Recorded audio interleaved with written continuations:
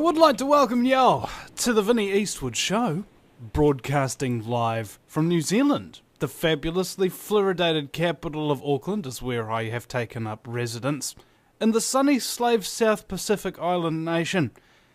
And it's very, very nice, especially this time of year, where, in fact, I was going to make some kind of a lewd reference to sweatiness and parts of the male anatomy, but this is a family show.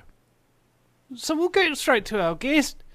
His name is Scott Onstott, and that's, what was it, spelt Onstott, and some of the info that he's going to present is assuredly OTT. Welcome to the show, mate. Thank you, Vinny. It's good to be with you. Now, you've been making this video series called Secrets in Plain Sight that goes into an awful lot of very interesting things to do with architecture, ley lines. Any business with occult symbolism or anything in there? Well, that very title is Secrets in Plain Sight, and occult means hidden or secret. And so a lot of the things I'm showing are not in public awareness. So I'm trying to bring that to people's attention. Well, you know, Scott, it's a very interesting coincidence that we've got you on today, because last night my girlfriend was showing me a new TV series called 666 Park Avenue. Have you heard of this? No, I haven't heard of it. All right. Dig this. The devil's living in an apartment complex, right, on 999 Park Avenue, but there's a reflection thingy around the front or whatever, so it's reverse 666. And the history of it is there was this dark occult kind of little sect called the Dragon Brotherhood, okay? And the hotel is called the Drake Hotel, which we know Drake means dragon, and all the floors are black and white tiles like the Masonic Brotherhood. I thought that was very interesting. That is very interesting. It reminds me of 666 Fifth Avenue in New York City, which is right across the street from Rockefeller Center. And It has a lot of interesting symbolism in it as well. I wrote a blog post about that, which is just called 666. Would you be able to explain the significance of that? Well, I think that people tend to think it's the devil's number, right? But I see it differently. I see it as part of a family of numbers that are all single repetitive digits, like 555, 666, all of the numbers like that. And they have sort of I would think of it as a hyperdimensional signature, something that comes to us from a higher dimension. And people that use these numbers are in some way tuning into that knowledge. I would say that the Washington Monument is a fascinating monument to this relationship in that it is 555 feet, 5 inches high. It's actually, I think it was intended to be 555 feet, 5.5 inches high, but it actually came in just 3/8 of an inch less in reality. But that number is equal to 6,666 inches. So there we have this amazing connection in the world of measurement between 5s and 6s. And I have a lot to say about the relationship of 6 to 5, and I go into that in my movies and in my book and blog and so on. But 666 is just one of these examples of these repetitive numbers, like 1111. A lot of people are interested in that so-called master number. A lot of people see that time. They does this ever happen to you, where you just look up and it's 1:11 p.m. or it's 11:11 a.m.? Well, I got up yesterday morning and my computer was shut down and my phone was plugged into it, on a little USB charger. And so when I turned my computer on, my phone flashed on and it's got the clock on it. It was 9:11 a.m. There you go. Yeah, I think that what happens is if you're tuned into a particular number, let's say you're thinking a lot about 9/11 and that mega ritual, then you're going to see 9/11s all over the place. And it's going to be it's going to seem like it's more than coincidence that this number is popping up in your reality.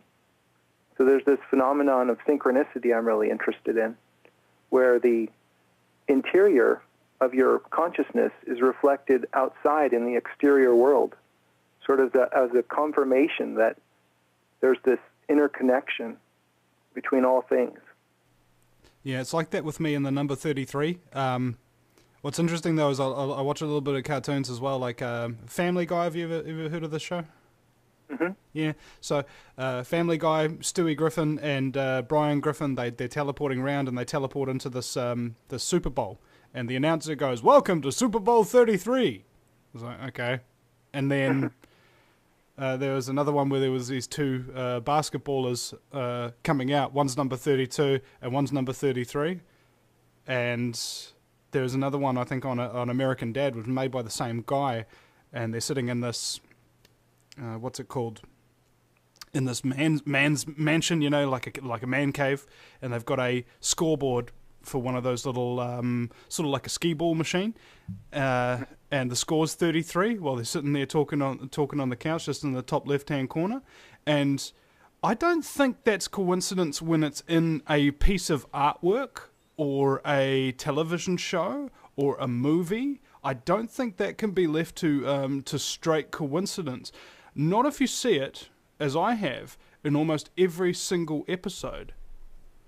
Yeah, these things tend to pop out at you, don't they? I see these numbers every place, and it reminds me of in the movie The Matrix, the original movie, Neo's passport expired on September 11th, 2001, which is just funny. That how could that be? Why would that happen? You know, there's so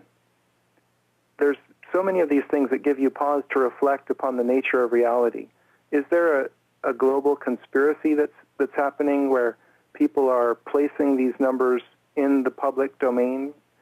Or is it something more subtle? Are these numbers percolating up through the art director's mind who put that passport in that movie?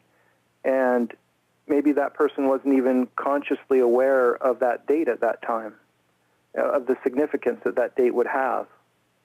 Because that movie came out, I believe it was in '99, and nevertheless the number is there. So I tend to think it's more of this latter explanation quite often, and that's not to say that conspiracies don't exist, because they certainly do. But I think that quite often people are they follow a hunch or something, and they end up creating a building that's 864 feet high, or they end up requesting the city planning department for an address which is 555 California Street or something like that. Why didn't they choose 557?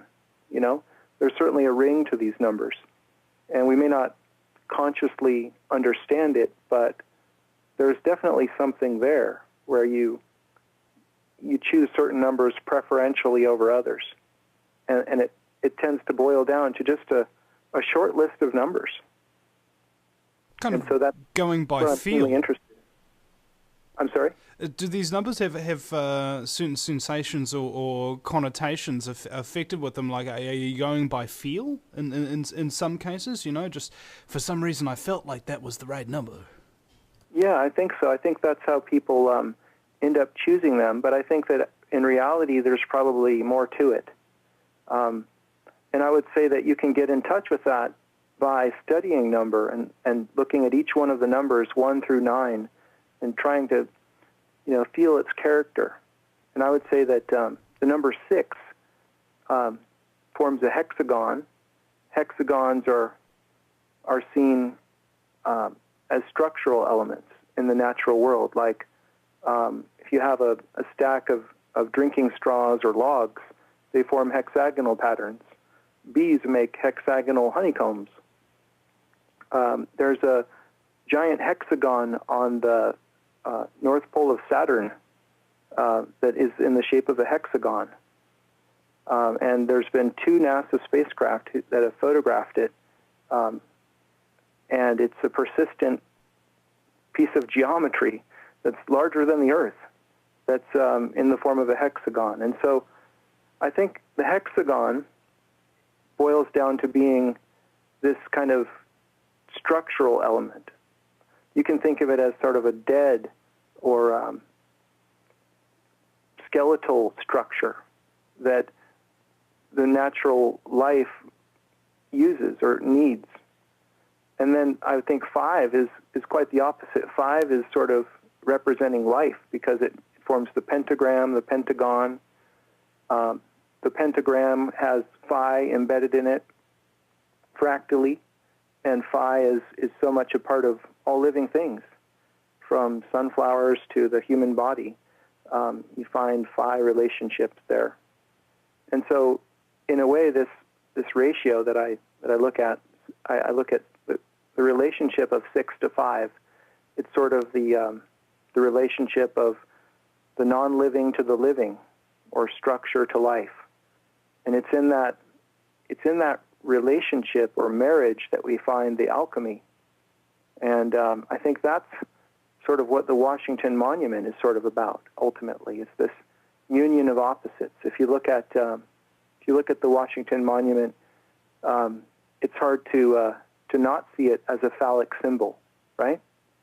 Well, what's surrounding it is a Vesica Pisces in the landscaping around it, which is a feminine symbol. So we have this sort of bringing together of male and female energies embodied in this obelisk, which is quite interesting.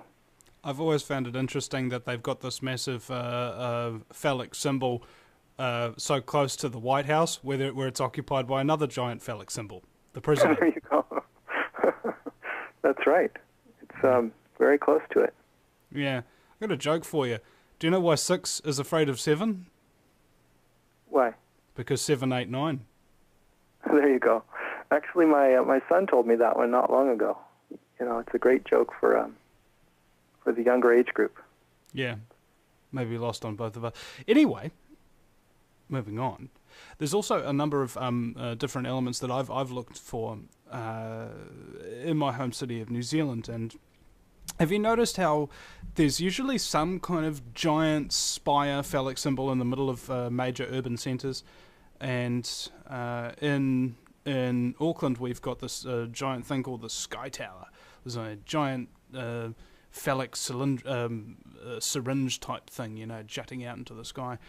And we've also got a what's known as One Tree Hill on Coyle Park, which is a 330-hectare piece of land that's owned by Freemasons New Zealand, and the Masonic obelisk at the top is, I believe, 33 meters tall. So now it seems so unlikely that the area of the land would be 330 hectares unless that was planned, doesn't it? Yeah. And it reminds me very much of the George Washington National Masonic Memorial in Alexandria, Virginia. And this is 333 feet high. And it's a replica of the Lighthouse of Alexandria, Egypt. And it has a gigantic Freemason symbol out front. The compasses and square. And I don't see anything wrong with that, with using these numbers, because it's tuning into the harmonics of the universe. See, that's the part that people generally aren't aware of. The significance of these numbers, right? And that's what I'm trying to show.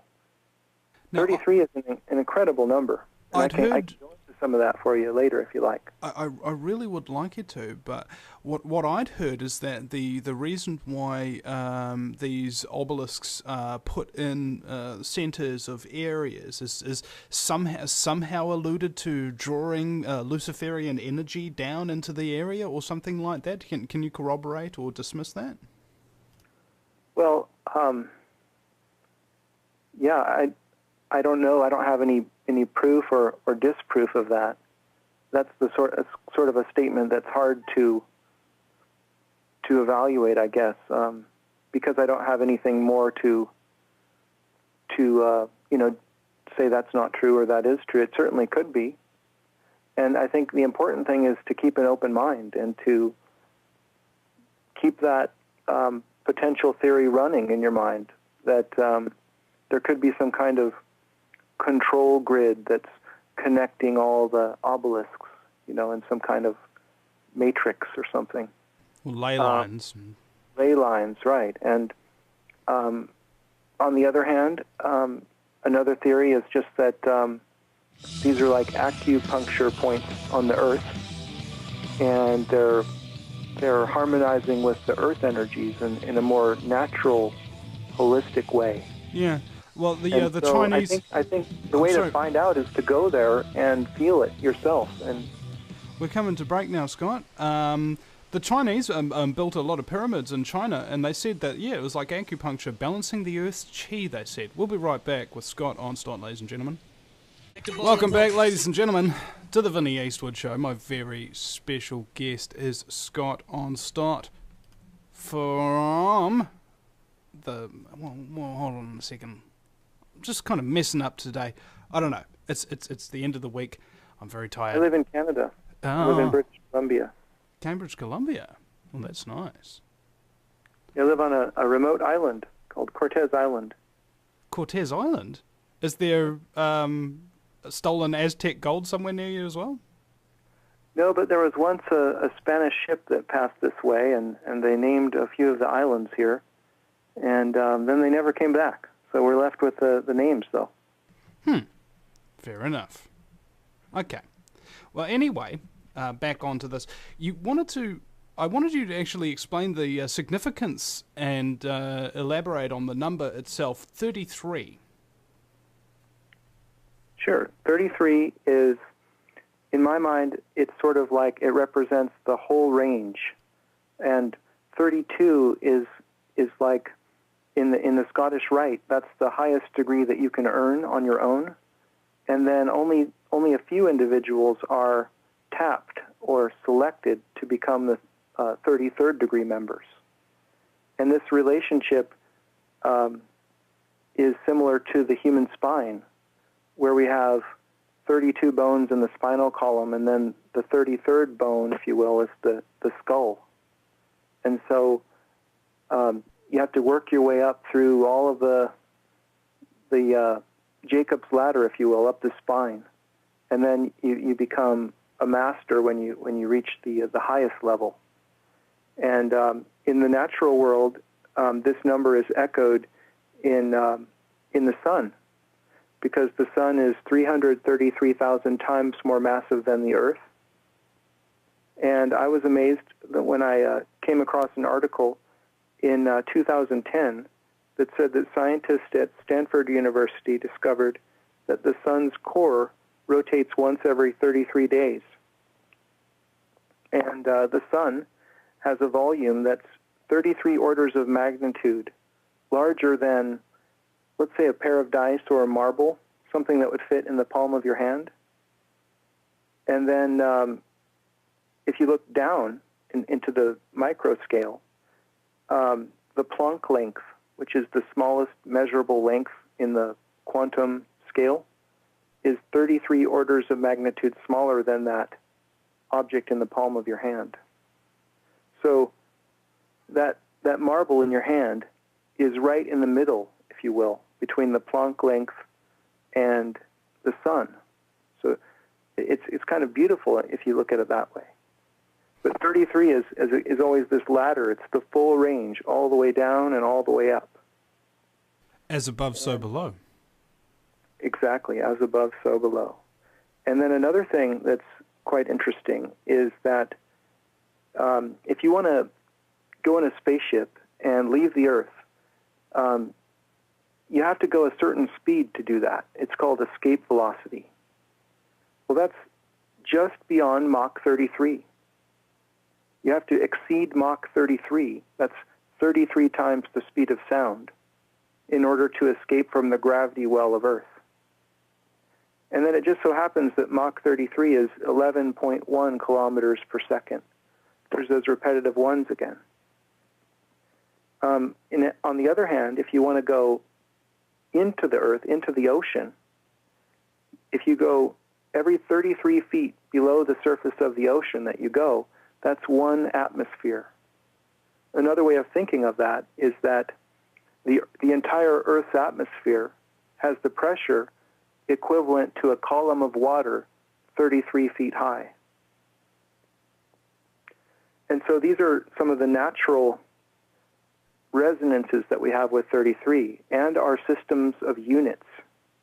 So this is also very key, is the way that we measure things is implicated in this system. And how does it translate from the metric to the imperial measurement systems? Is I think like a meter is 3 point something feet, and 10 meters is 33 feet. Is that correct? That sounds about right. I know that the way I think of it is 1 mile is approximately equal to 5 kilometers. So phi is 1.618. And so that's sort of how those systems are connected in a way, is through the golden number, the golden ratio. And I hit upon a discovery in metrology that involves the 6/5 ratio, 6/5, or that's equivalent to the decimal 1.2. So 6/5 times 33,333,333 meters is the polar circumference of the Earth.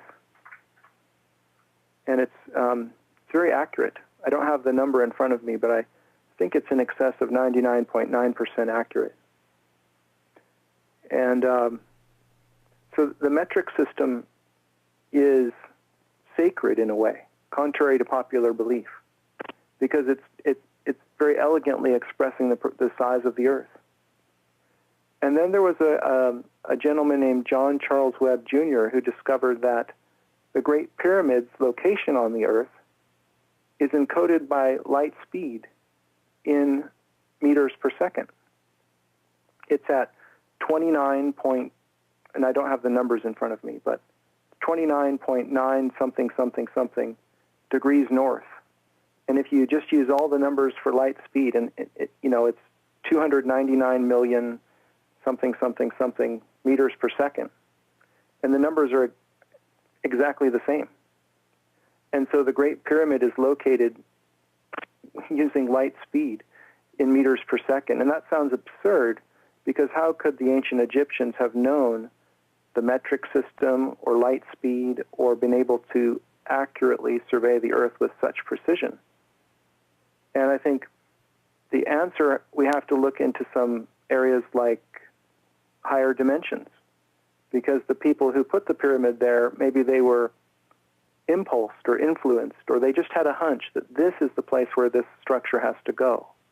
It could be like that, or it could be extraterrestrials came down and were the architects and told the human builders to go ahead and build it right here, and didn't share with them the knowledge of why.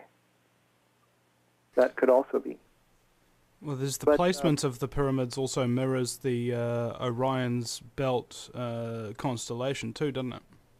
That's right. Robert Bivol and Adrian Gilbert wrote that book, The Orion Mystery, back in the 90s about that. And it's uncanny. Those 3 pyramids perfectly mirror the heavens above. And so the pyramids, or the Great Pyramid in particular, is just full of information and wisdom that can be unpacked and decoded.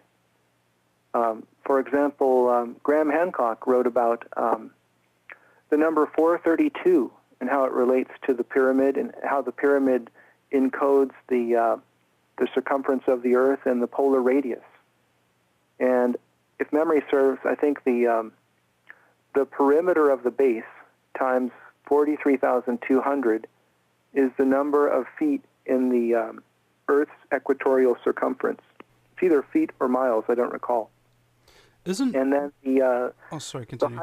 The height of the Great Pyramid times 43,200 is equivalent to the Earth's polar radius, again in feet or miles. I don't recall the unit there. Isn't there some sort of significant frequency as well that's 432 hertz? Yes, it is.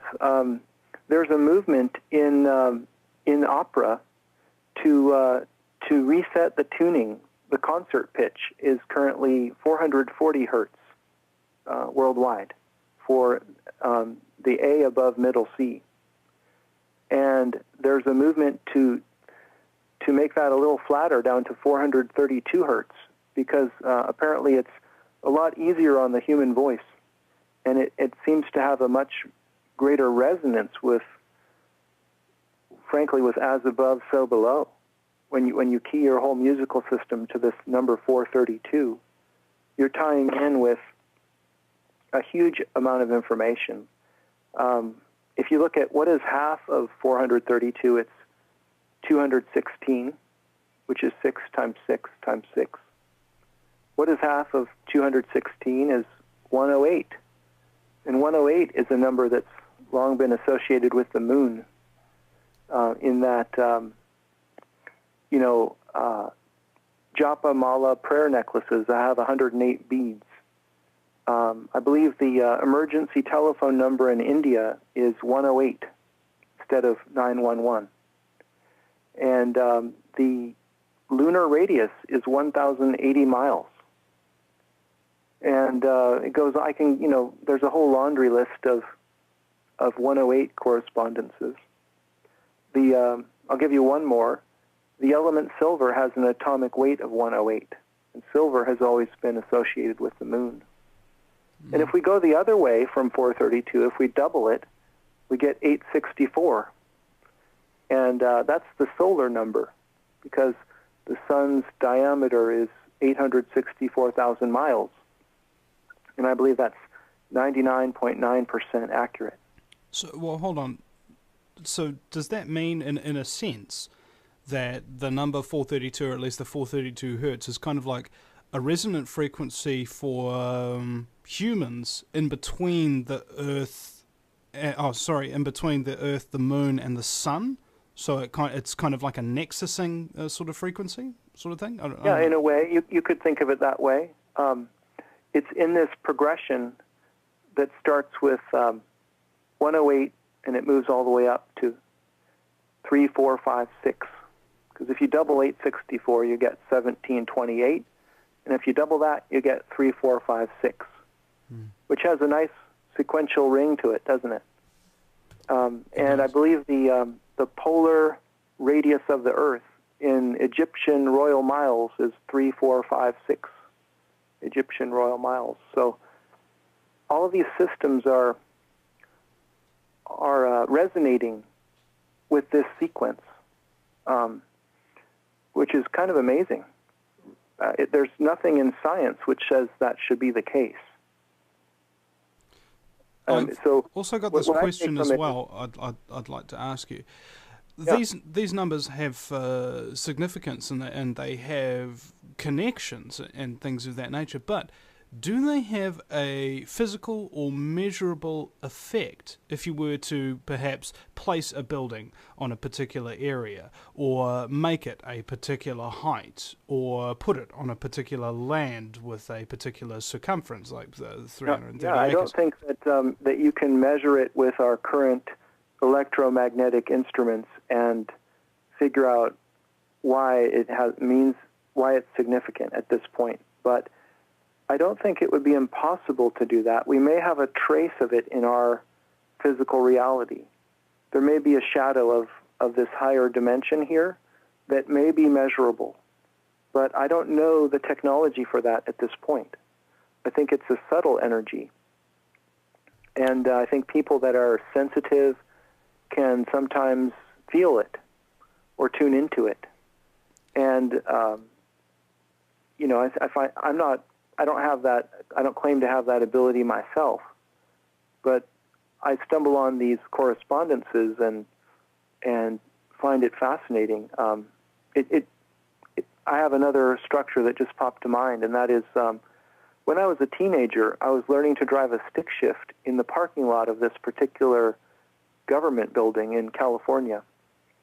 And I found out only a couple of years ago that its latitude is 33 degrees, 33 minutes, and 33 seconds north. It's called the Chet Holyfield Federal Building, and it's in the shape of a ziggurat. The building is known in the area as the ziggurat. I don't know what a ziggurat is, I'm sorry. What's that? I don't know what a ziggurat is, I'm sorry. A ziggurat is a Babylonian-style pyramid or a step pyramid. It's similar to the ziggurats in Iraq. And this particular structure has on its seventh and highest level the Department of Homeland Security. And I find that really fascinating. It was also designed by William Pereira, who was the architect who designed the Transamerica Pyramid in San Francisco, another highly symbolic structure that I showed. I went into some of the details about that in my Volume 1 film. But that structure, if you include its mast, is 864 feet high. So it resonates with the sun. And it's like, I think of it as America's tallest obelisk. Have you heard of the Pyramid of the Sun in Bosnia that was recently discovered? Yes, that's an amazing structure. Apparently it's very large. It's bigger than the Pyramid at Giza, something like 700 plus feet. Yes, it's huge.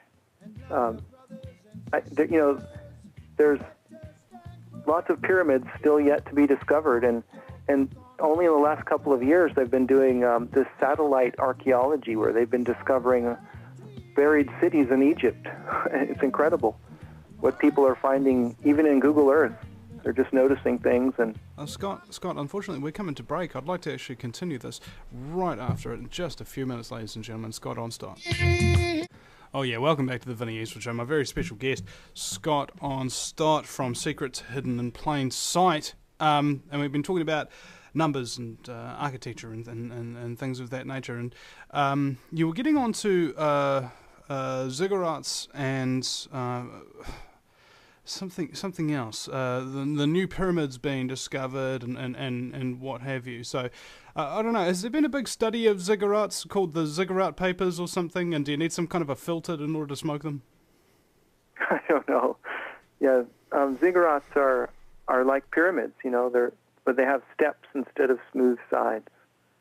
And the way I think it worked is that they had usually 7 steps on the ziggurat, and that they represented the whole hemisphere of the Earth as they divided it into 7 bands, and so it was sort of like a map of the world, or an axis mundi. This is a primal impulse is to create your temple as a microcosm of the larger world, and this is one way to do it, is to make a mountain and have it represent the whole Earth. And you can do that with measurements, with symbols, and so on. And another way is to encode distances between sacred sites. So let me get back to the number 864. There's a lot there. If we look at the distance between Stonehenge and Silbury Hill, it's 86,400 feet. And this was discovered by John Michel and Robin Heath in a book called The Lost Science of Measuring the Earth. They also analyzed Silbury Hill and found that the cross-section of it is all proportioned in units of 8.64 feet. So that's incredible that somehow this number was not only encoded in the design of this man-made mountain, which is the largest Neolithic mountain in Europe, I believe, encoded there, and also they encoded it in the distance from that mountain to Stonehenge. Also, if we look at the number of seconds in a day, there are 86,400 seconds in a 24-hour period. So there's those numbers again. It all relates to the sun, moon, earth system. Remember, the sun's diameter is 864,000 miles. When I say something like that, I don't mean it's exactly, precisely 864,000 miles and no change. But it is 99.9% accurate. So there's always a tiny little inaccuracy there, which is generally less than 0.1%. And the way I understand that is that there's sort of a template or blueprint that is in a higher dimension, and it is exact. But in our real world, it's always going to be slightly off. And that has to do with, for example, on a sunflower, we have a 5 spiral there. And it's just slightly off from the perfect 5 spiral because you can't have a fractional seed. You have to have a whole seed, right? So the spiral is going to actually use the Fibonacci sequence rather than the phi spiral. And you can also look at it in music. There's a slight gap called the Pythagorean comma, and that is, I think if you have 12 perfect fifths, they go up almost perfectly 7 octaves, but not quite. It's just slightly off. And there's that little gap there again. Now back to 864, I noticed that the 35 millimeter film format that's used in cameras and in full-frame digital SLRs today, it has an area of, 864 square millimeters. So again, we have this solar number representing the area of a photograph. And what is a photograph but something that captures light? So it seems very apropos that that particular dimension is used to capture light because it resonates with the sun. Could I propose to you a theory? Mm-hmm. These numbers seem to encode everything, whether or not we're aware of them. Is it possible that these numbers, regardless of our awareness of them, truly govern our lives and the way the Earth kind of goes about its business and the universe itself? I think so. I think that it's these numbers are keys to understanding our universe and understanding how everything really works. I think that it's sort of a lost science that we're in the process of rediscovering, and I think it's also evidence of higher consciousness because it is certainly not random, and it is so not random that I can't imagine that it would just happen in some kind of chaotic process. It's either part of some kind of matrix that is so brilliant and so far beyond my understanding, or it's the product of a mind. Maybe in some way we're all in the mind of God, and you could say that this is a matrix if we're in this imagination space, which is all ultimately based on mathematics and geometry. I think it all boils down to that. This is basically like the code that underpins our reality, are these numbers and these geometries. Is that why it's called sacred geometry? Because it's actually one to do with God? I think so. You can look at it that way. It's sacred because it's when you realize the brilliance of it, it's so staggering that I think the word that pops to mind is sacred. Unbelievable geometry, or believable but mind-blowing geometry would be another adjective to describe it. But so often in our secular world, we don't really even understand the word sacred anymore, and we think that's some kind of religious connotation, and it doesn't have to be. It can be, but I don't think it has to be tied with religion necessarily. It should be tied more with spirituality. which is what the impulse of religion, all religions are inspired from, essentially, is from spirituality. I would believe that the most mainstream religions are inspired from spirituality, but then grew in order to shut it out and keep it away from people. That's right, yeah. I think that all too often religions become corrupted, and they become a system of control. And for example, if you connect directly with God and you have some experiences in your, phenomenological experiences in meditation or whatever, I think the church would say, you can't have that. You have to have one of our priests or something is the connection to God, and at least that's the downside of religion, is they want to have sort of a monopoly on spirituality. It sounds very similar to the structure of drug dealing, whereby in order to protect your business interests, you make sure that everybody's got a middleman to go through. Yeah. It's a classic system of distributors, but like Blockbuster Video. I think you can connect directly with it.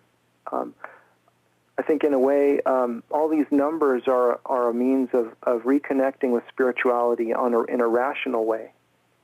You can say, okay, rationally, you can look into all these numbers that I'm saying, look them up yourself, do a little research, and then you'll probably realize that there is really a mystery there also. And it's sort of a gateway into spirituality, into the sacred realm. Could that mean that it's also conversely a gateway into, like, let's say that's a positive realm that you could get into, godly spirituality? Could it go the other way into darkness and evil? It certainly could. Yeah, you could. If I talk about the reality of higher dimensions, and there could be, beings there, there could be angels or demons there, right? So it just depends on who you're resonating with and who you want to contact, right? So I think that's an open possibility that some of these things could be done, at the behest of demons, whereas other things could be done at the behest of angels, and then other things could be done even transcending the subtle realm and going into the causal, formless realm, which sort of transcends duality. And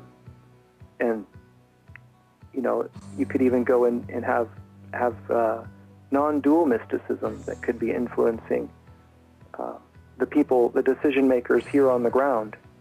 If you were a higher dimensional being and you wanted to express some beautiful truths about the universe, it might be a very efficient way to influence certain key architects to build buildings in a certain way, in the hopes that people would eventually realize what these buildings were encoding. That might be one way to do it. Well, Scott, we've got one more hour coming up after this break, and so far it seems we keep getting interrupted by breaks just as soon as we get going. It's quite frustrating because I want to hear more from you. Conveniently, we have another hour. We'll be right back, ladies and gentlemen, with Scott Onstott. Welcome back, ladies and gentlemen. It's now hour number 2 of the fastest 2 hours in talk radio. It's the Vinny Eastwood Show. Bear in mind that this show only exists because of your generous donations and subscriptions from the as little as $1 to $5 a month, where you can get the commercial-free archive. So if you either subscribe or donate, I send you the links to the ad-free archives pages and things like that. Believe me, if there's no ads, not only does it save you an awful lot of listening time, about maybe nearly 30 minutes per show, per 2-hour show, but also that kind of flow that you get from jumping from one subject to the next, I think is actually far more enhanced if you're just listening to it straight through. It's like, we'll be right back, ladies and gentlemen, and then we're back, So, at the moment, we're in desperate need of your support, both myself and AmericanFreedomRadio.com. So if you do appreciate what we do here on the network and what I do here on this show, giving a platform to people who otherwise would never be recognised or interviewed by mainstream media scumbaggery, then please give generously, because if you don't, we may not be around too much longer. This is the problem when you're telling the truth. Friend David Andrew Christensen said yesterday, Vinny, if I got the money from my books and all this stuff that I'm doing, I'd buy you that new Mac that you've been after. And I said, really? Are you telling the truth? He's like, yeah. Then you're not going to be able to afford to get me that Mac, bro. It's just that simple. This world is based on lies and deceit. And usually those are the things that are rewarded. I think we can change that, but we've got to take personal responsibility for it. So go to thevinnieeastwoodshow.com and donate or subscribe to me. And if you don't like me in particular, but you like some of the other shows on the network, such as Kevin Barrett, or Christie, or Mel Fabregas, who we give a little bit of a platform to, and many others, go to AmericanFreedomRadio.com and click on that donate banner there to support the network. Now, back to my guest, Scott Onstott. Welcome back. Thank you. Yeah, I really do resonate with what you're just saying there about, giving a small donation to the things that you enjoy. I think that's really important. It's sort of like voting with your dollars. You just give a little bit, and it enables the researchers and the people that you like to hear. It allows them to continue doing that. And I think that's a wonderful thing. It truly is. And I've occasionally been brought to tears just by looking at my inbox and seeing the donations come in, and just, so grateful just that I can continue doing this. And I was talking with I'd like to encourage the sort of gift economy in the world somehow. If we all just gave little bits, $5, $10, whatever, here and there, it would enable all kinds of different truthful, insightful research to be carried out, So, enough of that. It's of course, once you've got an audience. I was just talking with my girlfriend Sarah over the break. For the first 3-4 years doing this radio show and going out and filming public meetings and things like that, I just couldn't work, and she was supporting me this whole time. And without her support, just making sure that I was able to keep doing what I'm doing, just, living on the bones of our ass, really, on her back. I just told her, how grateful I am for that early support and her ongoing support. So I think, you really got to appreciate what you got sometimes. Oh, that's right. I think getting into the spirit of gratitude is the key to abundance, really, is to just being happy and grateful for what you do have, whatever it is. Speaking of which, how can people support you, Scott? Well, if you'd like my video, you can go ahead and watch it for free on my site, my Volume 1 film. If you really enjoy it, it would be great if you go ahead and buy it on DVD. And I have a Volume 2 film. You could purchase that on DVD also. I have a book. You can get a hard copy or an ebook copy, which you can download right away. It's all there at secretsinplainsight.com. secretsinplainsight.com. All right, I'll make sure to also put that on the archive section of the VinnyEastwoodShow.com, those links for people. So if you're listening to this live and you want to re-listen to it, and that's also another thing that I encourage people to do is a lot of the times when we're talking about this kind of intricate information as we do, Scott, listening to it the once, it's kind of in one ear out the other, and repetition is actually something that was used in medieval times as a way of memorizing and to be able to remember these things that you learn. So I encourage people to do that as well. Right, and a picture is worth 1,000 words. And when you see my film, a lot of these concepts are expressed graphically, and you can comprehend them much more quickly than you can with words. And I'm really fumbling around with words trying to explain things when really a video or something of a sacred geometry, you can understand it in a few seconds. And I can spend 10 minutes trying to describe it all, and you still won't quite be able to get it unless you see the picture of it. So there's the the added benefit for your right brain in looking at the images. So in this area of research, and this is an element that I was thinking about, is I know a lot of people who get into this kind of research, many of which stay very grounded and very calm, some of which become obsessive and kind of go off the deep end, and that sort of thing. Do you know what I'm talking about? Have you ever met people like this? Oh yeah, it's all too often the case when people start discovering things that are secret.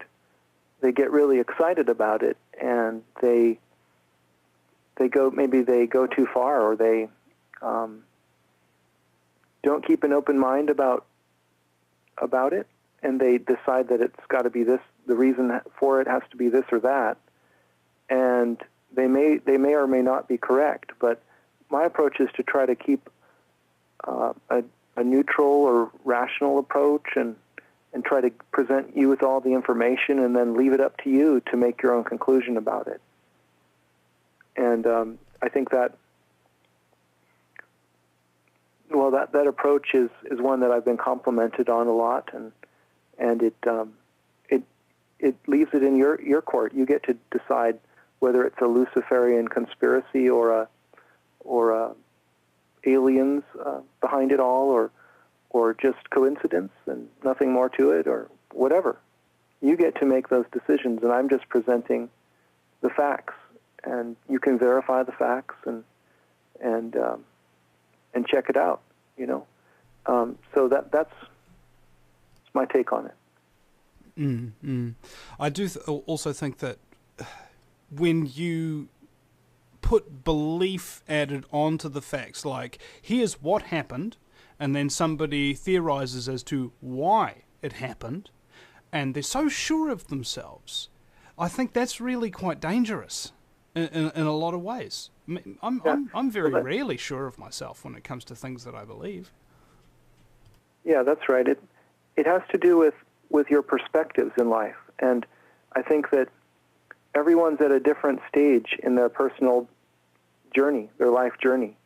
And if you look back on your own life, if you introspect on that, the things that you are open to now maybe you have more perspectives available to you now than you did, say, 10 years ago, if you just introspect on your own past. And so you have to have respect for other people that they may not be open to certain ideas yet, but they may be in the future, you see. And I know that in my own life, that was certainly the case. The old saying that youth is wasted on the young? I'm sorry? The old saying that youth is wasted on the young? That's right, yeah. Well, we all have to go through that, don't we? We all have to make this lifelong effort to grow up and wake up. And neither is easy, but the journey is well worthwhile, in my opinion. And it's a process that never ends until you pass away. And even then, we may come back again. So what are you going to do with the next 30,000 years? I've always found it ironic how children look at people that are older than them and call them grown-ups as if they've grown up.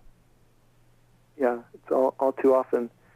There's a lot of people who are at a arrested state of development, even as older people. But I think I really admire people that are always trying to expand their consciousness, to take other people's perspectives and try them on and see how that works for you. And you don't have to commit to it. You can just evaluate it and see if it makes any sense to you. And if it doesn't, at the end of the day, fine. You don't have to keep looking through my glasses. You can forget about it. But if there's something that I'm showing you that allows you to look at reality in another way, then that can be beneficial. That could be transformative. Could allow you to look at things and to have new tools, basically, to look at reality. So. Well, people just need to be wary of this because I'm sure you've had these conversations with people before as, oh, if there was something to it, I would have heard about it already, or it would have been told to me, or something like that. And it's just like, bro, are you saying to me that you currently know all knowledge that is of significance and everything that you don't currently know is insignificant? Yeah, it's kind of amazing when you think of it that way. But at a certain stage of development, sort of, let's say at a fundamentalist stage of development, people are quite happy getting all of their information from, say, one book, and they don't need other information. But later, if you are fortunate enough to have certain life conditions that allow you to, that support you and allow you to grow, you might look at things more rationally, and then you would think that you want to read all of the books. You want to read as much as you can to gain more knowledge. But that impulse doesn't happen until a certain stage that not everyone gets to. And so for those people that are more shut down, they have more limited options available to them, I think it's important to give them respect, because you have to remember you yourself must have been in that situation earlier in your life, eh? Were you in that situation earlier? And if so, what changed it for you? Well, yes, I was. When I was, let's say, up until the age of about 13, I was involved in fundamentalist Christianity. And around that age, I started asking questions, more and more questions, and those questions were not appropriate questions. They were not supported. They asked, I was asking the wrong questions or something, and I was told not to ask those questions. And that just wasn't satisfying to me.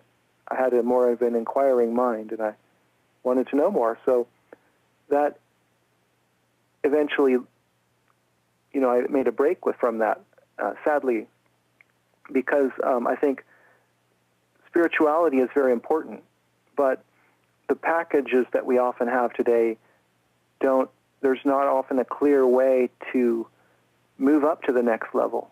I think that's a failing on really in the conflict between science and religion. And that's something that can be healed, I think, because there are rational approaches to spirituality. But I didn't become aware of that until, say, 25 years later. Did you by chance have one of those so-called aha moments? I've had many epiphanies throughout my life, and especially in the last 10 years, say. And when you have those aha moments, it sort of, your mind expands in a way, and it just won't fit back in those smaller boxes that it used to be in, I've noticed that I became addicted to those aha moments, and if I don't have one every now and again, I start to get really frustrated that I'm still where I am in my consciousness. Mm-hmm. Yeah, I know exactly what you mean. It can be addictive when you're moving along and you're like, yeah, this is great, and then you're like stagnating and you're wondering what's wrong. Why don't I have these epiphanies as frequently? Yeah, and I noticed that with the time codes. When I'm really on my path, I'm seeing synchronicity all the time in so many ways. And when I'm not on that path of discovery, these things happen less frequently, and I need more of a period of rest. But it can't all be roses. Sometimes you need to process your shadow elements or whatever, and work through your life, and before you're able to go ahead and keep at it. One thing Oh, sorry, go personally ahead. in my life that I've had a different perspective on things is that I was actually born without both of my legs below the knee and my hand, my right hand. I don't have my right hand. I was born without these limbs because of a rare birth defect. And so I walked on artificial legs all my life. And as I was growing, a new pair every year. And this has given me a different perspective than most people, and I'm actually grateful for it, because it, at an early age, that I am not my body. I'm something. My body is defective, and my body does fine. Really, I can get along just fine. I have artificial legs. I can walk around. You wouldn't know it if you met me unless I told you not, like I did. But it's allowed me to see beyond the body, that I'm a spirit inhabiting a body. And so that's something that a lot of people are not aware of. I don't think they identify wholly with their bodies. And well, hold on, Scott. Well, yes. I identify wholly with my commercial breaks, and we're coming up to one now. We'll be right back, ladies and gentlemen, just a few minutes with Scott Onstott. Welcome back, ladies and gentlemen. You're listening to the Vinny Eastwood Show on AmericanFreedomRadio.com 5 days a week. If you are listening in New Zealand, it is Tuesday through Saturday, not Monday through Friday, because we broadcast live from the future. My very special guest is Scott Onstott from SecretsInPlainSight.com. Over the break, I was thinking, Scott, when I talk to brilliant men such as yourself, the thing that I really most want to get from you is what you're not quite figured out yet. What are some of the things, based on your current research and your life, that you're still wondering about, that you just haven't quite figured out? Well, just about everything I'm still wondering about, and looking at more evidence in cities of these numbers and geometries and alignments. Is there a world grid behind it? Is there some kind of overarching plan there? That's what I'm interested in finding out. I'm also really interested in consciousness and exploring different states and stages of consciousness, because I think that all of these secrets in plain sight ultimately boil down to consciousness, questions of consciousness. And I think that often the problems that we have in the world are problems of consciousness and problems of spirituality, of being blocked. And so if I can contribute in some way, I'm looking for ways to do that. And so I've created 2 films, volumes 1 and 2, and I have ideas for volume 3, but it hasn't crystallized yet. I'm still in a research phase there.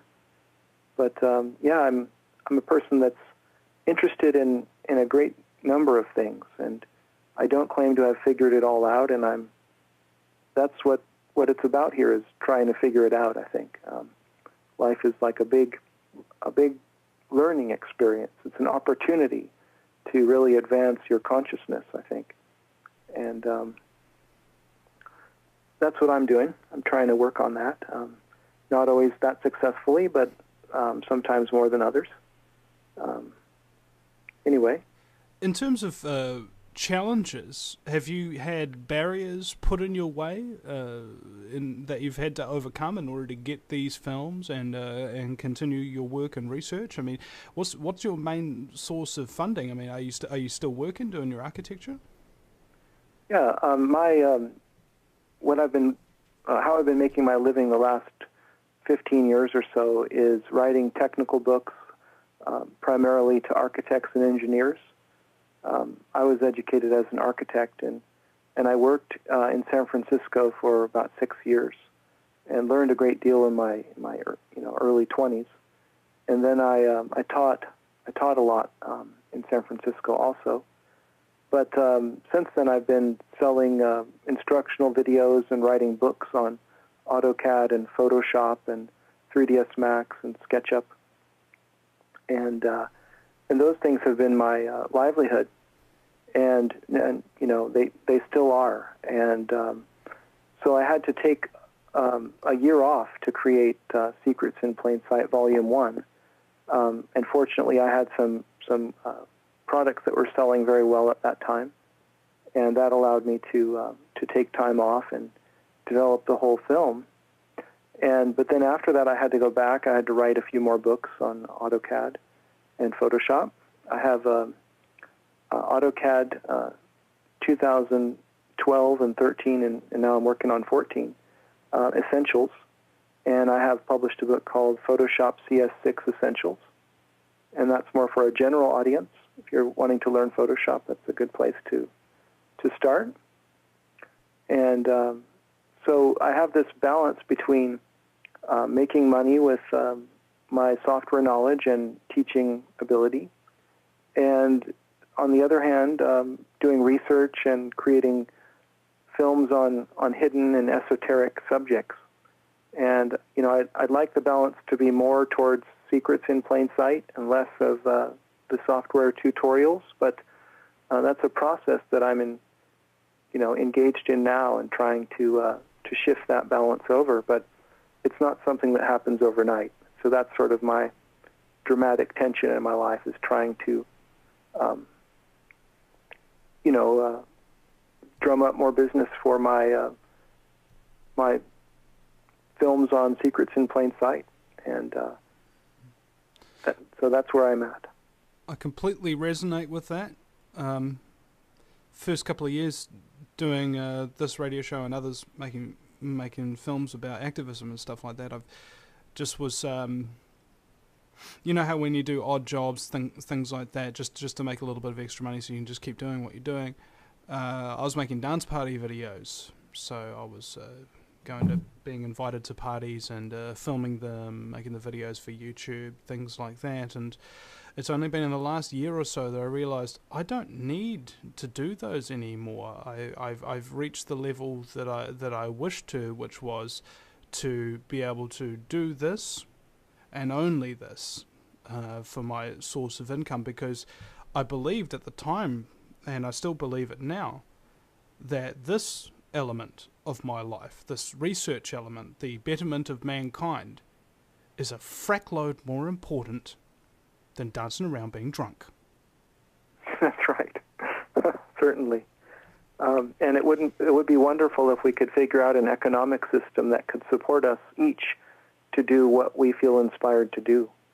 Well, and that has been the story of humanity for a long time, in trying to figure out a better way to do that.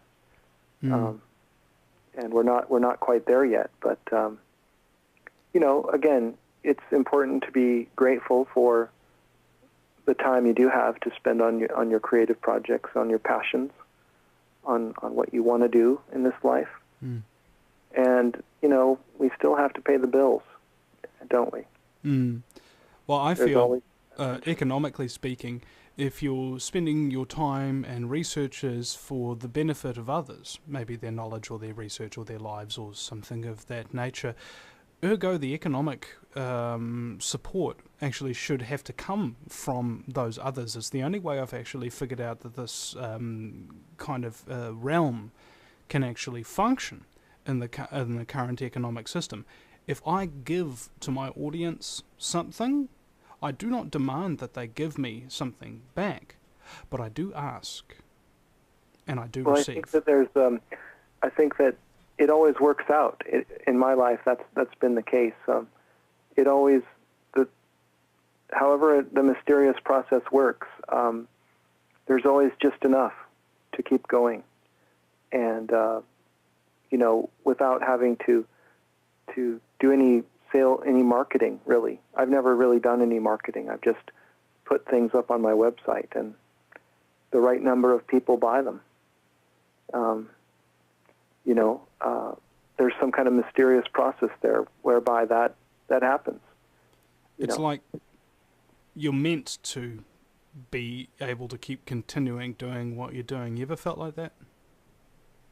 Sometimes I do, yeah. I certainly felt that way in creating Secrets in Plain Sight. I felt really inspired, and I worked harder on it than I'd ever worked on any project before. and now it's more of a balance. I'm writing a book on AutoCAD right now, and when that's done, I'll have more time to create Volume 3. And it's exciting, isn't it? When you get in that groove of discovery and really, making things happen, getting it out. I find that really exhilarating. It seems like that's what I'm meant to do. So, yeah,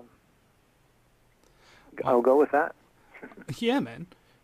For me, it was radically different. I just after having a couple of bad experiences with job after job, whether that be obtaining really high levels of income and things like that, and then just getting tired and bored of it because I was the best, and it's just as soon as I become number one at something, that's when my motivation goes away, essentially. Yeah, because you no longer have anything to learn there.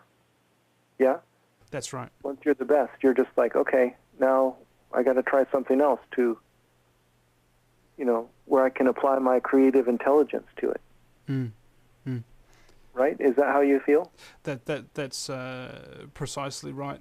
And that's the reason why when I was employable, I'd usually not be in a position for any longer than 6 months, because that would be as long as I'd need to surpass everybody else who'd been inducted at the same time as myself, because I always put in the extra effort.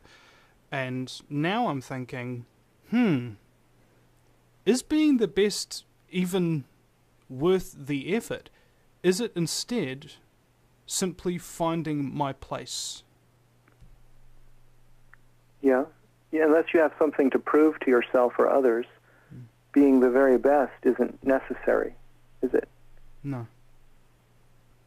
But finding your place is where you want to be is a noble pursuit, I think. It's a worthwhile, effort. Well, I think finding your place is actually about your relationship with others to a large extent. Giving others what they don't have. If you know what I'm saying. Like, the reason I'm doing this radio show and interviewing people like yourself is because people like yourself don't have radio shows and the ability to market themselves all over the place, and activists from all over the world, whether that be in New Zealand or the United States or otherwise, they don't have the resources or the time to do things like this that I'm doing. But I do, so I give it to those who need it and, or more specifically, deserve it. Because the conversation that you and I have had about the numbers and the ley lines and distances and things of that nature, this is incredible information, but it's at such a highbrow level that the quantity of people that would be even capable of processing the information, let alone want to listen to it, is actually a very, very small minority in terms of the global population. And I want to make a concerted effort to unbalance that equation. I want that group to grow.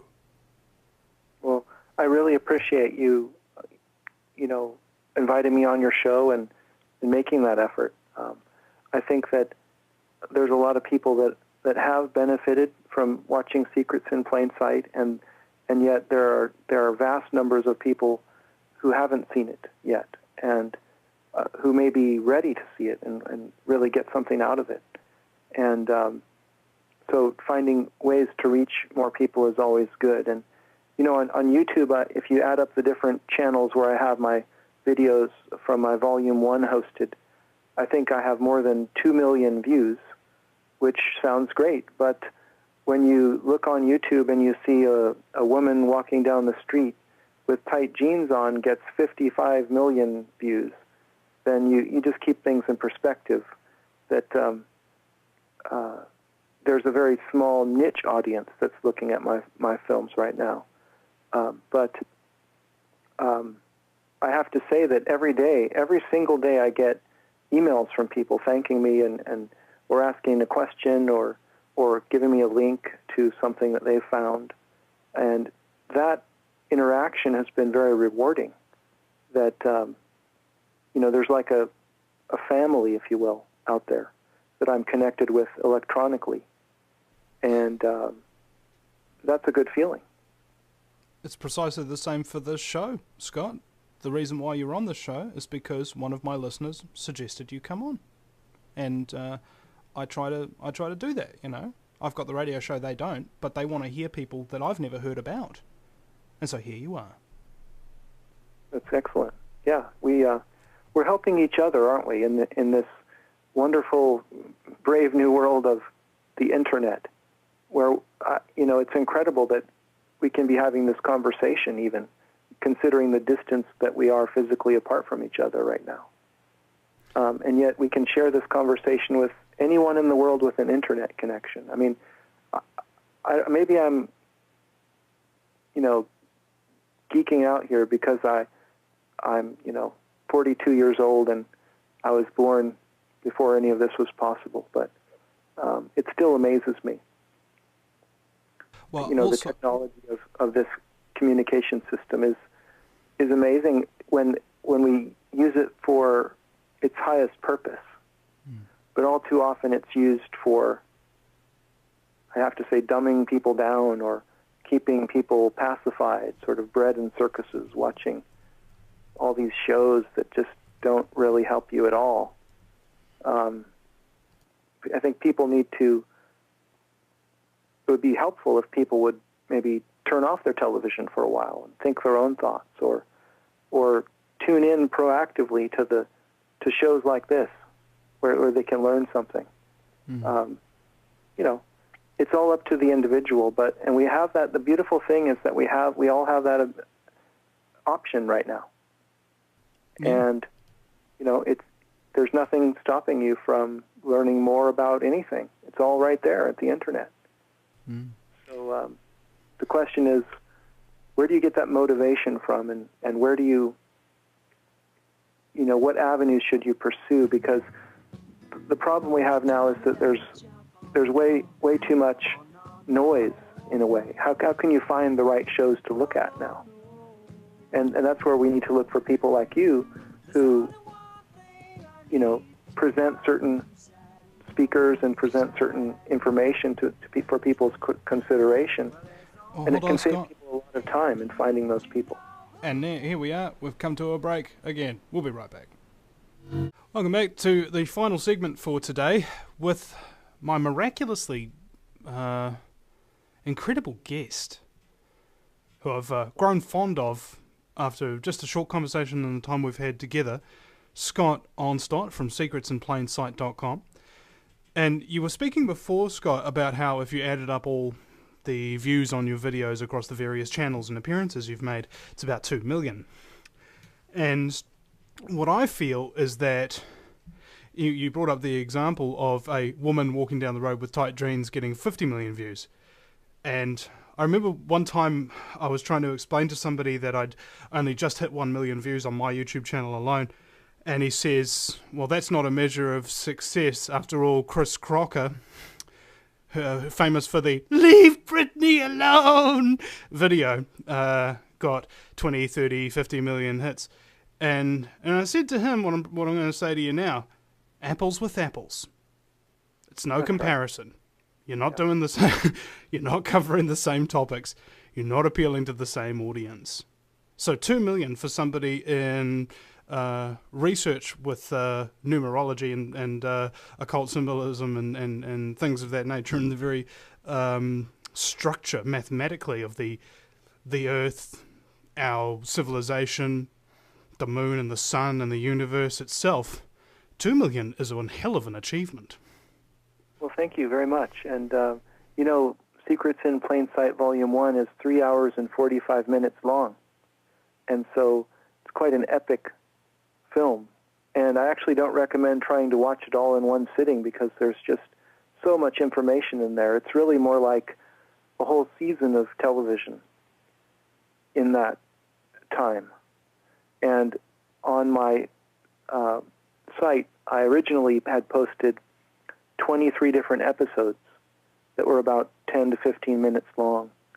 And that's a good approach, is to just watch it in chunks like that. and think about it. And, if anything comes up, verify it yourself on Wikipedia or do a little web research or whatever. The whole point of it is to be thought-provoking and make you want to discuss these issues with other people. And so that's actually a good point, because I had 2 points that I wanted to address before we finish the show, and you just touched upon the second one, discussing it with other people. In this realm, being alone is one of the things that we all kind of deal with. As soon as you start to wake up for it, you lose friends. Sometimes family members don't want to talk to you anymore. Some of us lose our forms of employment, and I've found that the greatest gift that you can really bestow on somebody else is just letting them know that they're not alone in all of this. That's very true. That's very helpful to know that you're not alone, and I've been very grateful to the fans who I'm in constant contact with. There's a community of people on Facebook that I'm in close contact with, and people are emailing me every day, and it's really been wonderful that way. There's really like a family of like-minded individuals out there that are honestly seeking to know more about the universe, to learn more about the cities, to learn more about all of these occult issues and so on. And so that's interesting. And those people are spread out around the world. They're not all in one place. So it's sort of like a distributed tribe in a way. It's only with the internet that we've been able to come together. Up and growing up. Sorry, what was that? It's a group of people that are waking up and growing up, and evolving in their consciousness, I think. And those are the people I want to hang out with, really, the people that are trying to develop themselves. As opposed to the negative Nancys who communicate usually only in all caps. There you go. Yeah, there's always some hecklers in there, right, who just want to naysay, and that's fine. They need to have an outlet for that. But there isn't much discussion there, is there, when you just don't like it? Okay, yeah. That's fine. It's like, bro, you're not listening to me. This conversation's over before it began. Yeah. Well, maybe I can give you a few more numbers or something to round this out, if you like. Well, we have about 6 minutes left. Do you have anything on that plane? Yeah. Well, I can tell you some things about 864. In your neighboring country there in Australia, in the capital city, Canberra, there's a parliamentary triangle. And my friend Jan Tholstrup, who's connected with me on Facebook originally, he pointed out that triangle has a perimeter of 8,640 meters. Again, we have the 864. I noticed that the land axis of that triangle, that is a line running right through the middle of it, going to the Australian War Memorial, has a bearing of 216 degrees from true north, and that is 6 times 6 times 6. And of course, 216 is part of that whole sequence of numbers that we were talking about earlier. The next being 432. And so it's clear that Walter Burley Griffin and his wife, Marion Griffin, created this design, and they encoded these numbers in that plan, and I've never seen it published anywhere. It's been a secret in plain sight, and there you go, encoded in the capital city there. Have you seen the Capitol building, the Parliament building there? Incredible structure there. I sort of think it's like representing some kind of high-energy physics diagram or something in the plan. I still don't really have my mind wrapped around that entire building because it is clearly full of symbolism. I know that the flagpole is 81 meters high, And 81 is a very key number. And I just don't think we have quite enough time to go into that particular tangent. But well, I've had a look at that flagpole, as you say. I'm not sure if we're talking about the same one, but atop the Parliament building is 4 poles that are joined to create a sort of a pyramid, and on top of that pyramid, which they create, is the Australian flag. That's right. It's that pyramid with a pole on that goes up from the apex of the 4 joined poles that goes up to 81 meters. Nice.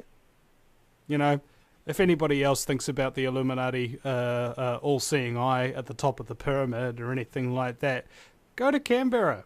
There's a representation of it there. That's right. This is something that drives people nuts. That One Tree Hill that you mentioned in New Zealand. Yeah. It's something that drives people crazy, eh? Because I don't know about you, but I do feel that a lot of the architecture and structure, not least of the buildings, but of our society, is sort of like crazy and sociopathic to a large degree. And to dunk your head into that water, sometimes you get what you pay for. Yeah, I guess so. You don't necessarily have to focus on those issues, because what we do focus on becomes our reality, right? That's true. Yeah. Becomes your main direction in life, and I just want to say to people, you know, don't get lost.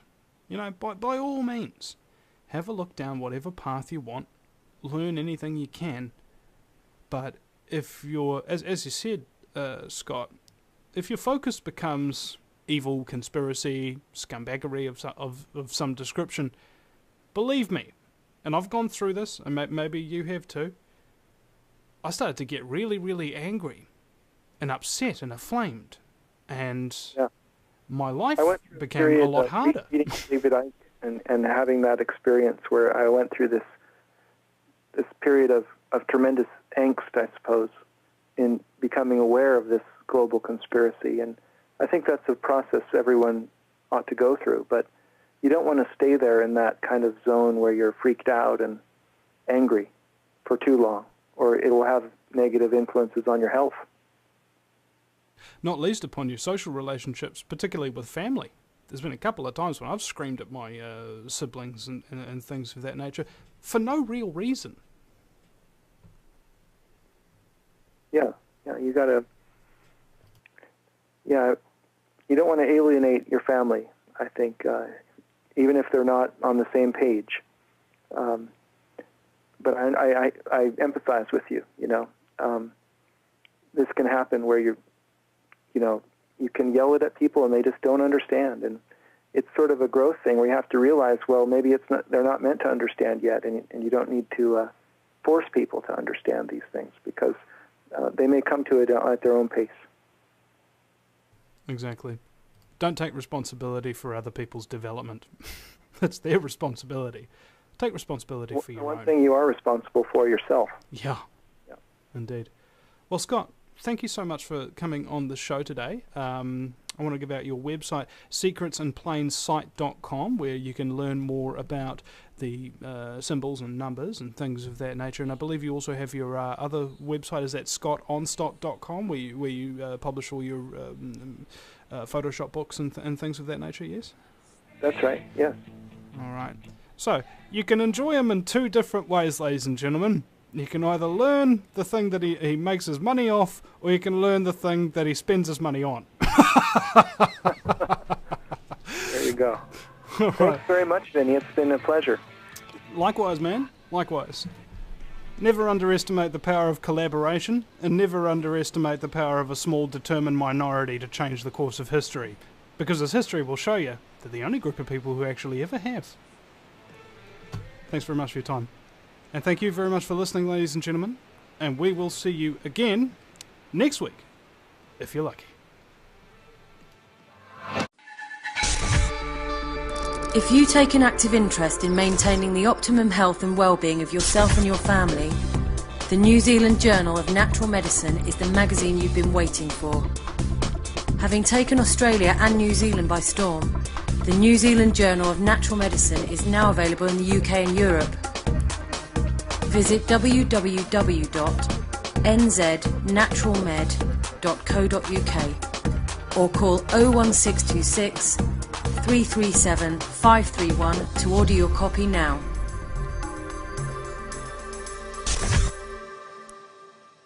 Do you realise every day we are being put under constant stress from wireless radiation? What's worse is that you don't even know that it's happening. It puts as much stress on our body as if we had a constant viral infection, draining our energy and sapping our strength, or just making us irritable and fatigued. These wireless fields are being emitted from computers, microwaves, mobile phones, power lines, and any electrical appliance. Now there is a solution. A group of research engineers in New Zealand have come up with an active shielding device that shields you from wireless radiation at a cellular level. Blue Shield comes in 3 models: a household, portable, and USB that plugs into any computer. The great thing about Blue Shield is it is very affordable and guaranteed to last. A one-off purchase will see you being protected for years to come. Visit AmericanFreedomRadio.com and click on the Blue Shield banner. Blue Shield, brought to you by the VinnyEastwoodShow.com. No matter where you live, globalism affects you. Did you know that the Vinny Eastwood Show has more subscribers than New Zealand Herald TV and is New Zealand's most popular YouTube news channel, where warm-hearted humour and a list of awesome guests talk about crucial issues which the mainstream media ignore? A show where you, the listener, can phone up with questions, comments and suggestions of guests. Vinny is building a hub to connect truthers with raw information they need to become active. He can help you gain further skills such as website building, producing audio and video, and creating revenue streams in your own multimedia environment. Because Vinny supports such a wide range of people in the truth movement, he is not government or corporate backed and relies entirely on your donations. Give now, give generously, or subscribe for $10 a month for access to ad-free video archives. Just visit the VinnyEastwoodShow.com and click donate.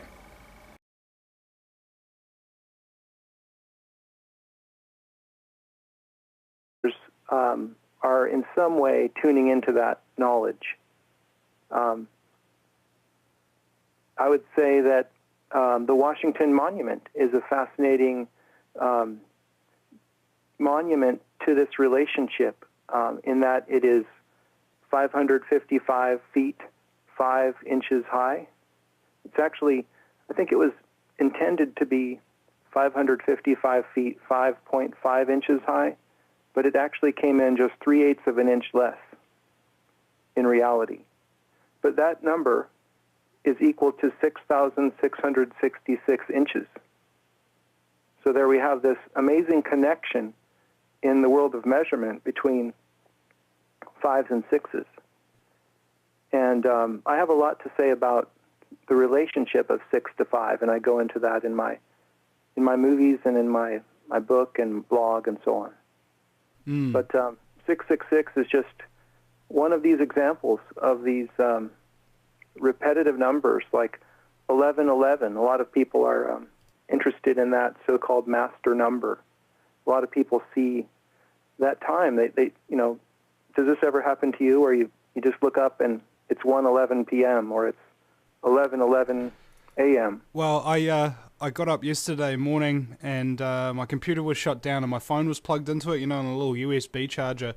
And so when I turned my computer on, my phone flashed on and it's got the clock on it. It was 9:11 a.m. There you go. Yeah, I think that what happens is if you're tuned into a particular number, let's say you're thinking a lot about 9/11 and that mega ritual, then you're going to see 9/11s all over the place. And it's going to seem like it's more than coincidence that this number is popping up in your reality. So there's this phenomenon of synchronicity I'm really interested in, where the interior of your consciousness is reflected outside in the exterior world, sort of as a confirmation that there's this interconnection between all things. Yeah, it's like that with me in the number 33.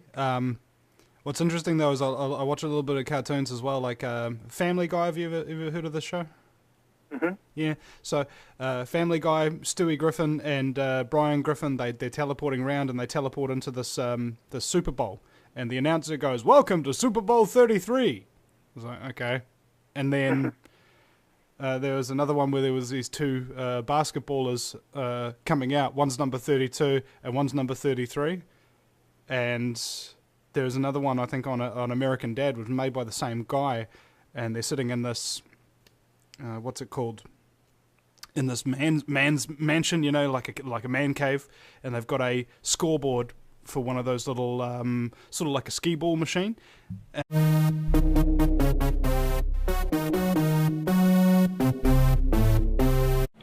I would like to welcome y'all to the Vinny Eastwood Show, broadcasting live from New Zealand. The fabulously fluoridated capital of Auckland is where I have taken up residence, in the sunny slave South Pacific island nation.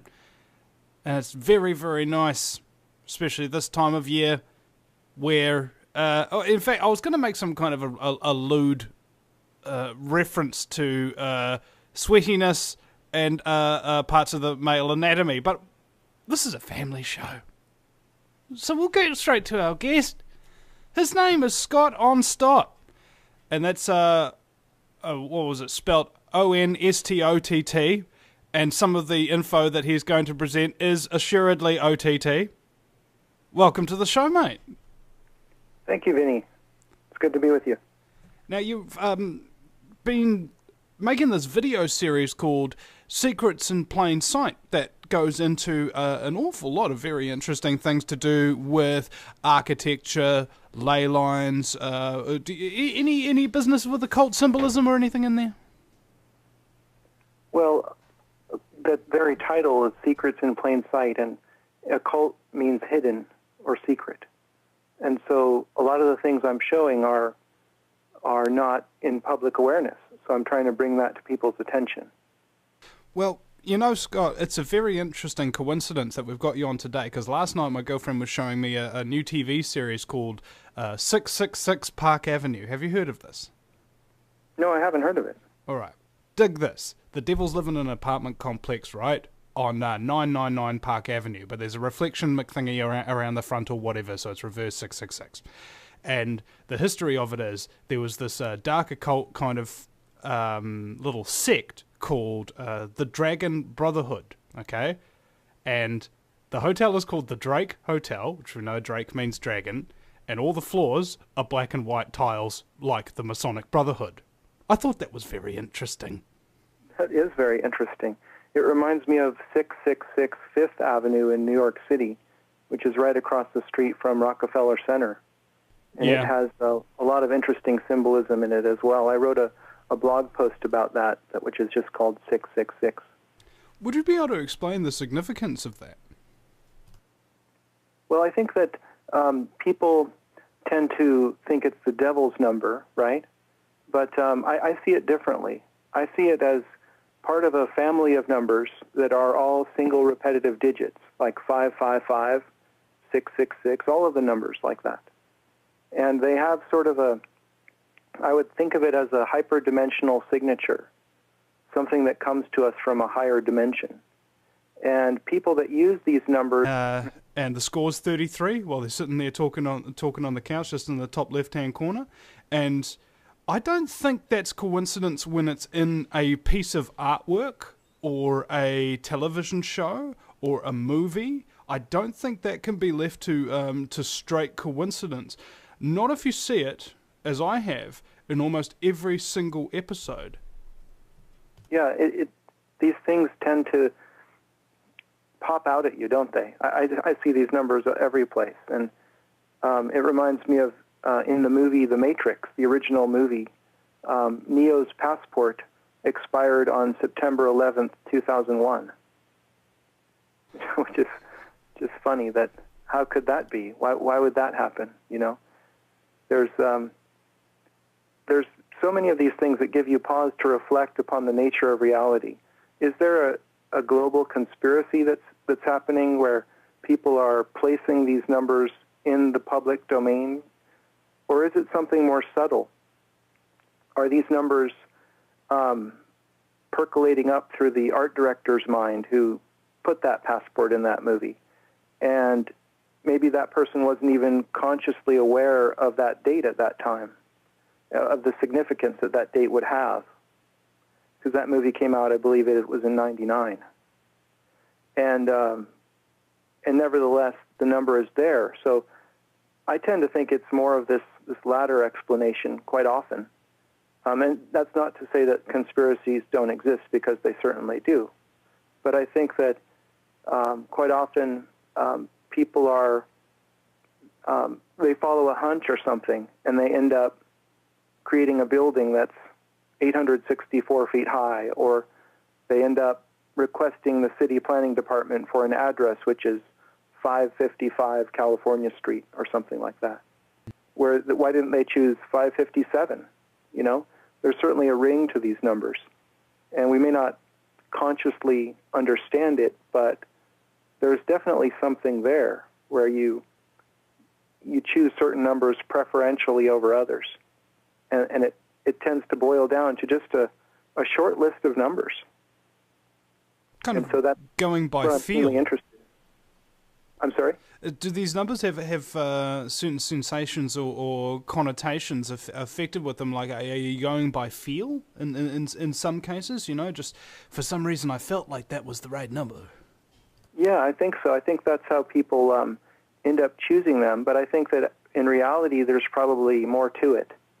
And I would say that you can get in touch with that by studying number and looking at each one of the numbers 1 through 9 and trying to, you know, feel its character.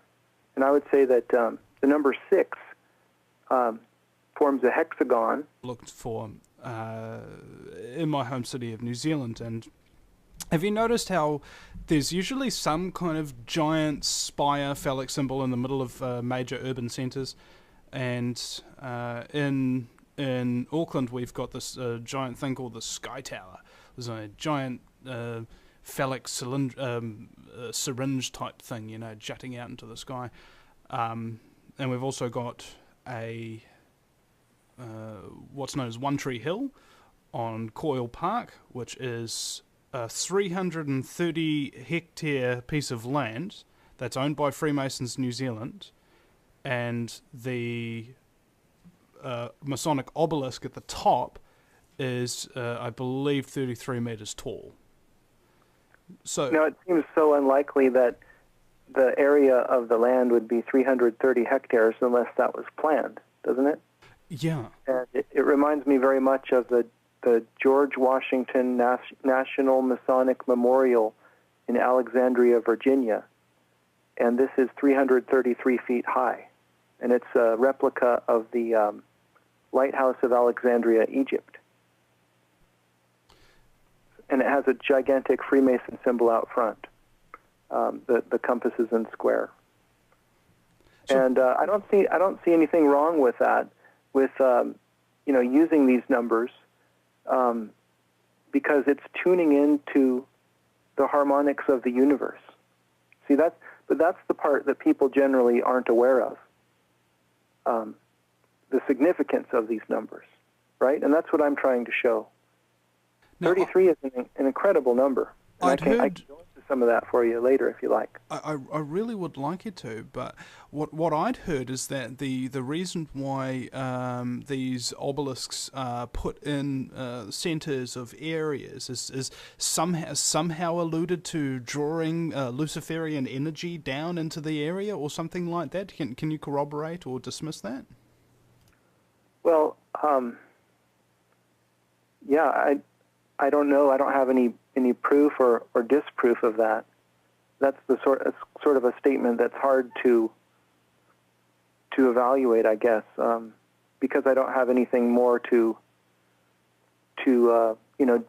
say that's not true or that is true. It certainly could be, and I think the important thing is to keep an open mind and to keep that potential theory running in your mind that there could be some kind of control grid that's connecting all the obelisks, in some kind of matrix or something. Well, ley lines. Ley lines, right. And on the other hand, Another theory is just that these are like acupuncture points on the Earth. Hexagons are seen as structural elements in the natural world. Like if you have a stack of drinking straws or logs, they form hexagonal patterns. Bees make hexagonal honeycombs. There's a giant hexagon on the North Pole of Saturn that is in the shape of a hexagon. And there's been 2 NASA spacecraft that have photographed it. And it's a persistent piece of geometry that's larger than the Earth, that's in the form of a hexagon. And so I think the hexagon boils down to being this kind of structural element. You can think of it as sort of a dead or